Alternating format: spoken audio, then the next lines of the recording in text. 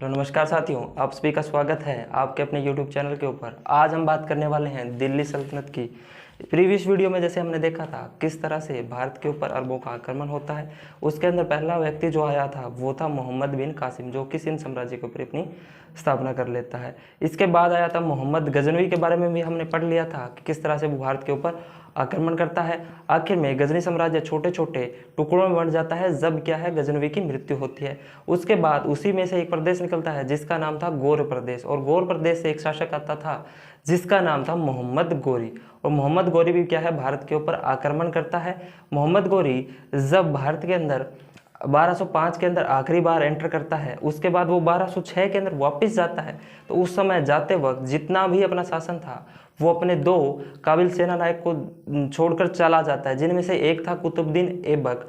और वापस जाते समय सीमावर्ती इलाके के अंदर एक जनजाति थी जिसका नाम था खक्कड़ जनजाति, उसके साथ मोहम्मद गोरी का संघर्ष होता है। और इस संघर्ष के दौरान क्या है गोरी की मृत्यु हो जाती है 1206 के अंदर। और जो दिल्ली सल्तनत का जितना भी शासन था अब वो मोहम्मद गोरी के गुलामों के हाथों में था। उनमें से था एक कुतुबुद्दीन ऐबक। कुतुबुद्दीन ऐबक ही आगे चलकर दिल्ली सल्तनत के अंदर किसकी स्थापना करता है, गुलाम वंश की स्थापना करेगा। अब हम देखेंगे यदि बात करें दिल्ली सल्तनत की, तो दिल्ली सल्तनत का टाइम पीरियड रहेगा 1206 से 1526 ईस्वी तक। इस दौरान दिल्ली सल्तनत के ऊपर 5 शासकों का शासन रहा है, 5 वंशों का शासन रहा है, जिनमें से पहला वंश था गुलाम वंश,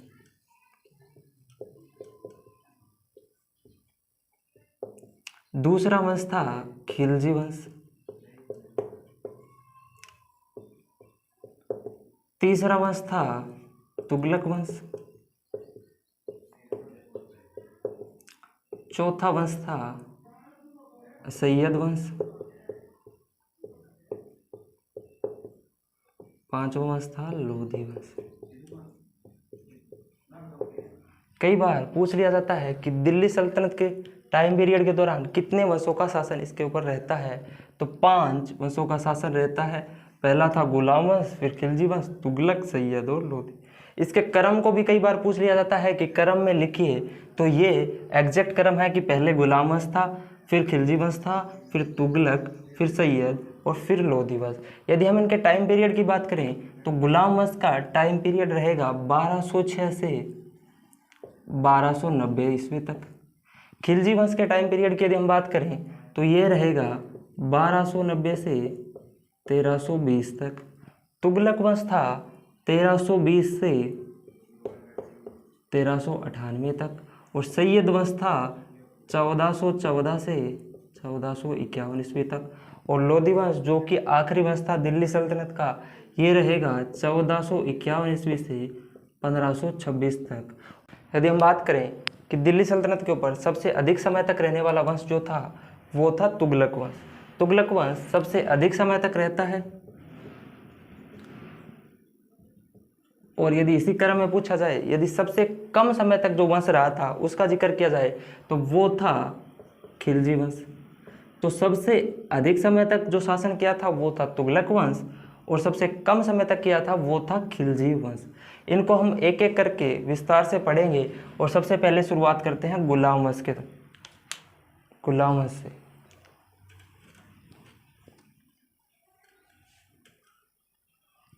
गुलाम वंश की यदि हम बात करें तो इसका टाइम पीरियड जैसे हमने देखा 1206 से 1290 तक रहेगा। इसके यदि संस्थापक की बात करें तो वो था कुतुबुद्दीन ऐबक। कुतुबुद्दीन ऐबक गुलाम वंश की स्थापना करता है। कुतुबुद्दीन ऐबक जो कि हमने पहले बात की थी कि मोहम्मद गोरी का ही क्या था, गुलाम था, उसी के द्वारा गुलाम वंश की क्या होती है, स्थापना होती है। कुतुबुद्दीन ऐबक तुर्किस्तान एक देश था जहाँ पर इसका क्या होता है, जन्म होता है तुर्क जनजाति के अंदर। तुर्किस्तान के अंदर तुर्क जनजाति के अंदर कुतुबुद्दीन ऐबक का जन्म होता है। यदि हम बात करें तुर्क जनजाति की, तो तुर्क जनजाति के अंदर एक व्यवस्था प्रचलित थी जिसके अकॉर्डिंग क्या है गुलामों को बेचा जाता था। तो इसी व्यवस्था का शिकार हुआ कुतुबुद्दीन ऐबक, और कुतुबुद्दीन ऐबक को क्या है इसको बेच दिया गया किसी व्यापारी को। तो वो व्यापारी इसको खरीद लेता है और एक काजी को आगे बेच देता है। उस काजी के द्वारा जो है अपने पुत्र के साथ कुतुबुद्दीन ऐबक को सैन्य प्रशिक्षण दिया गया। फिर क्या हुआ, उस काजी की हो जाती है मृत्यु और उसका जो पुत्र होता है वो कुतुबुद्दीन ऐबक को फिर से बेच देता है। और इसी दौरान कुतुबुद्दीन ऐबक को कौन खरीद लेता है, मोहम्मद गोरी के द्वारा इसको खरीद लिया जाता है। और मोहम्मद गोरी जो है सबसे निष्ठापूर्वक या ईमानदार कहें गुलाम बनता है किसका, मोहम्मद गोरी का। ठीक है, और यही आगे चलकर किसकी स्थापना करता है, गुलाम वंश की, जो कि तुर्किस्तान से आया था और तुर्क जनजाति का एक मुसलमान था। यदि हम बात करें कुतुबुद्दीन ऐबक की और, तो इसने अपनी राजधानी बनाया, लाहौर को अपनी राजधानी बनाता है। ठीक है, और 1206 से 1210 ईस्वी तक ये सत्ता पर रहता है। 1210 ईस्वी के अंदर इसकी क्या हो जाती है, मृत्यु। 4 साल के लिए यह शासन करता है दिल्ली के ऊपर। इसके बारे में और देखा जाए तो कुतुबुद्दीन ऐबक के जो गुरु थे उनका नाम था कुतुबुद्दीन बख्तियार काकी। कुतुबुद्दीन बख्तियार काकी, इन्हीं के नाम पर जो है ये किसकी नींव रखता है, कुतुब मीनार की। कुतुब मीनार की नींव रखी जाती है कुतुबुद्दीन बख्तियार काकी के नाम पर। और कुतुबुद्दीन की नींव रखने वाला जो शासक था वो था कुतुबुद्दीन ऐबक। यदि हम बात करें कुतुब मीनार की, तो कुतुब मीनार की जो पहली मंजिल थी या जो नींव रखी थी वो शासक था कुतुबुद्दीन ऐबक। इसको जो पूरा करवाया था वो था इल्तुतमिश, जो कि गुलाम वंश का ही शासक था। इल्तुतमिश के द्वारा इसको कंप्लीट कराया जाता है। यदि हम बात करें इसके बाद, तो इसके अंदर जो है दिल्ली सल्तनत के 4 शासकों का योगदान था कुतुब मीनार के अंदर। ठीक है, जिनमें पहला कौन सा था, नींव रखने वाला कुतुबुद्दीन ऐबक था, कुतुब मीनार की जिसने नींव रखी थी। दूसरा शासक जिसने इसको पूरा करवाया था वो था इल्तुतमिश। फिर क्या हुआ, बिजली गिरने से इसकी जो चौथी मंजिल थी वो टूट गई थी। उस मंजिल को रिपेयर करवाया था किसने, फिरोज शाह तुगलक ने। फिरोज शाह तुगलक के द्वारा कुतुब मीनार की चौथी जो मंजिल थी उसको तो ठीक करवाया था, उसकी मरम्मत करवाई थी और एक और मंजिल बनवा दी गई जिसके कारण उसके अंदर कुल मंजिल हो गई 5। फिरोज शाह तुगलक 1369 के अंदर जो है 5वीं मंजिल का इसके ऊपर निर्माण करवाता है। फिर थोड़ा समय और बीता और एक भूकंप आता है जिसके कारण क्या है, कुतुब मीनार जो है खंडित हो जाती है। फिर से उसकी मरम्मत करवाई जाती है, वो करवाते हैं 1505 ईस्वी के अंदर सिकंदर लोधी।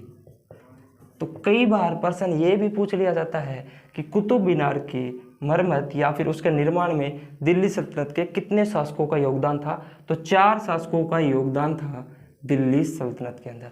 सबसे पहले कुतुब मीनार का नींव जो रखी थी वो किसने रखी थी, कुतुबुद्दीन ऐबक ने, या पहली मंजिल जो बनवाई थी वो कुतुबुद्दीन ऐबक ने बनवाई थी। इसके निर्माण को पूरा करवाया था इल्तुतमिश ने। उसकी जो 5वीं मंजिल थी वो बनवाई थी फिरोज शाह तुगलक ने और रिपेयर करवाया था फिर से किसने, 1505 के अंदर सिकंदर लोधी के द्वारा। ठीक है, कुतुब मीनार के बारे में जरूर याद रखना है, कई बार इससे प्रश्न पूछ लिए जाते हैं। इसके बाद यदि हम बात करें तो कुतुबुद्दीन ऐबक 2 मस्जिद का भी निर्माण करवाता है, जिनमें 2 मस्जिद बहुत इंपॉर्टेंट है। पहली मस्जिद थी कुव्वत उल इस्लाम मस्जिद, कुव्वत उल इस्लाम मस्जिद, कुव्वत उल इस्लाम मस्जिद। ये मस्जिद हमारी दिल्ली के अंदर है, दिल्ली के अंदर है, और ये भारत की पहली मस्जिद भी इसको बोला जाता है। तो भारत की पहली मस्जिद भी इसको आप कह सकते हो, कुव्वत उल इस्लाम मस्जिद, भारत की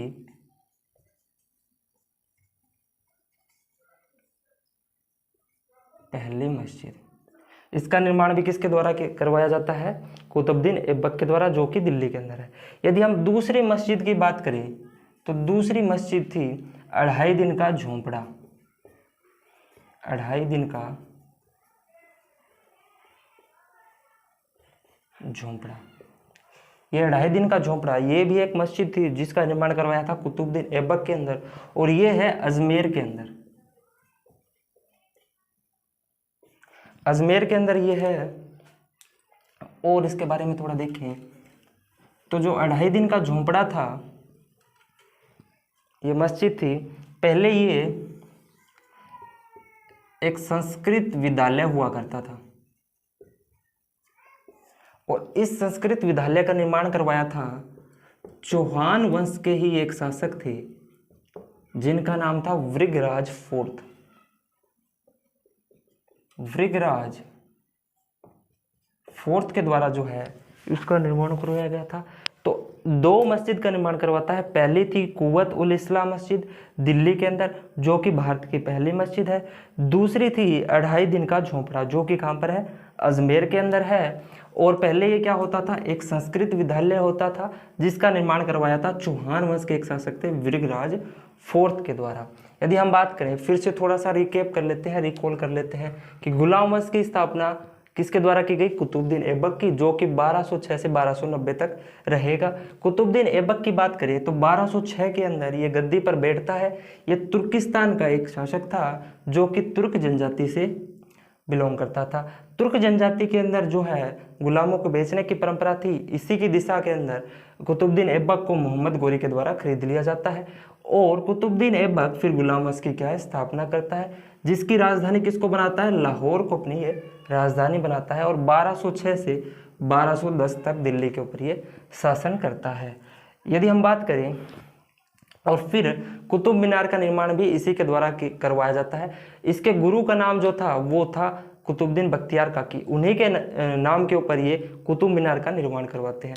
कुतुब मीनार का काम को पूरा करवाने वाले इल्तुतमिश, उसकी 5वीं मंजिल को बनवाने वाले फिरोज शाह तुगलक थे और 1505 में उसको रिपेयर करवाने वाले सिकंदर लोदी थे। तो कुतुब मीनार के निर्माण में दिल्ली सल्तनत के 4 शासकों का योगदान था। इसके बाद कुतुबुद्दीन ऐबक के द्वारा 2 मस्जिद का भी निर्माण करवाया गया, जिसमें पहली थी कुव्वत उल इस्लाम मस्जिद, जो कि भारत की पहली मस्जिद है, दिल्ली के अंदर है।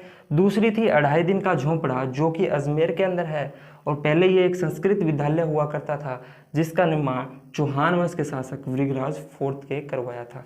यदि हम आगे बात करें कुतुबुद्दीन ऐबक के बारे में, तो कुतुबुद्दीन ऐबक को कुछ उपाधियां भी मिली। अपनी उदारता के कारण, अपने दान देने के कारण उनको एक उपाधि मिलती है जिसका नाम था लख बख्श। तो लख बख्श की उपाधि भी किसको मिली थी, कुतुबुद्दीन ऐबक को। एक उपाधि और मिली थी हातिम ताई। हातिम ताई ये उपाधियां दी गई थी किसको, कुतुबुद्दीन ऐबक को मिलती है। ठीक है, इसके बाद बात करें, कुतुबुद्दीन ऐबक का एक बेटा भी था जिसका नाम था आराम शाह और इसके दामाद का नाम था इल्तुतमिश। और इल्तुतमिश उस समय बंदायूं का गवर्नर था या बंदायूं का शासक था। इल्तुतमिश उस समय बंदायूं का शासक था और ये क्या था, कुतुबुद्दीन ऐबक का दामाद था और कुतुबुद्दीन ऐबक के बेटे का नाम था आराम शाह। ठीक है, 1210 ईस्वी के अंदर कुतुबुद्दीन ऐबक की क्या हो जाती है, मृत्यु हो जाती है, जब ये चौगन खेल रहा था। चौगन खेलते हुए घोड़े से गिर जाने के कारण क्या है, कुतुबुद्दीन ऐबक की मृत्यु होती है 1210 ईस्वी के अंदर। इसके बाद 8 महीने तक शासन करता है कौन, इसका बेटा आराम शाह। लेकिन आराम शाह को मार दिया जाता है किसके द्वारा, इल्तुतमिश के द्वारा। और इल्तुतमिश इसके बाद शासन करता है गुलाम वंश के ऊपर, दिल्ली के ऊपर। 1210 से लेकर 1236 ईस्वी तक आगे शासन करेगा कौन, इल्तुतमिश। इल्तुतमिश के बारे में हम पढ़ेंगे नेक्स्ट वीडियो के अंदर। तो आप सभी को ये वीडियो कैसे लगी कमेंट करके जरूर बताएं। Thank you.